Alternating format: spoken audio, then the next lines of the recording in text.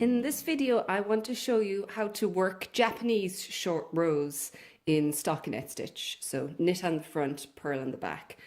The basic idea is quite similar to wrap and turn, but with wrap and turn, when you turn, the loop of yarn is wrapped around the next stitch on the needle, and that's how you hold the loop of yarn that's going to close the gap in the short rows. With Japanese short rows, you're going to use something like a openable stitch marker, a strip of yarn, or anything that's open that you can easily take the yarn off it again. Now, when you're working short rows, you're going to go and just knit to the point where you want to turn and put your short row in. In this case, I'm going to go to the last 4 stitches. And for Japanese, we're going to turn our work around and then take whatever it is you want to mark the yarn with. In this case, I'm using an opening marker like this, and I'm just going to pull it around the yarn like this so that it's sitting around the working yarn. Now I'll slip the next stitch purlwise from my left needle to my right needle. Then I'm just going to hold that marker in place so it doesn't jump around. It's going to sit on the wrong side of the work for me, and just continue to then purl down to the next place that I want to turn. So you can see here the marker is going to sit over on this side, and the gap where we turned is here. That's going to be of significance when you actually go to pick it up afterwards and close the gap. Now I've come to the last 4 stitches here on the purl side, so I'm going to turn my work to the right side, bring my yarn back over here so that it's on the working side, and this time I'm going to show you how to use just a strip of yarn to put it in. You're just going to hold a loop of yarn like this over the working yarn, just like that. The benefit being you'll always have extra strips of yarn around, so you don't have to go jumping around trying to search for little loops. Plus, you can use one strip of yarn to hold several different short rows on, so it means that you don't have to have a whole load of different markers. And we're going to again slip the next stitch purlwise from my left needle to the right.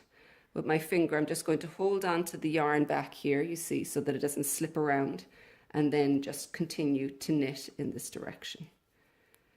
Now, I've knit back to the point where I did the last short row.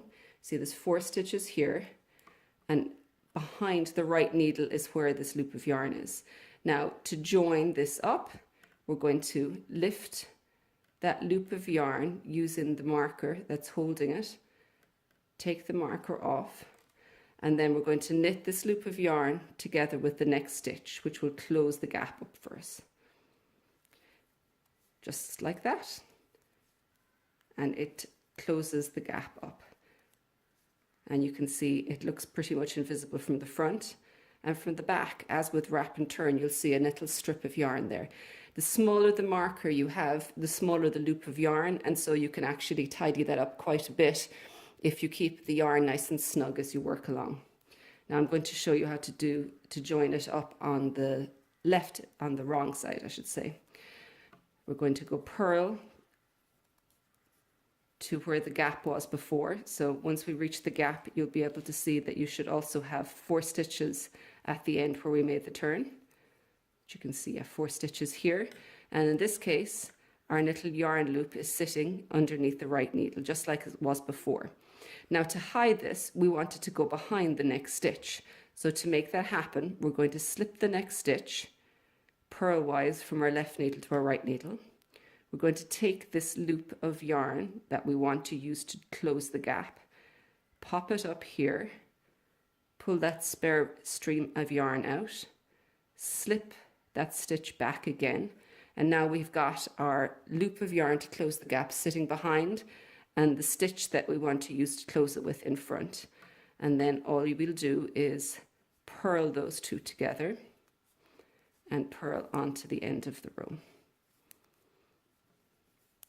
You can see here that there's again a little loop here, but it's a little tighter than this one because the small bit of string gives you a slightly smaller loop on the front.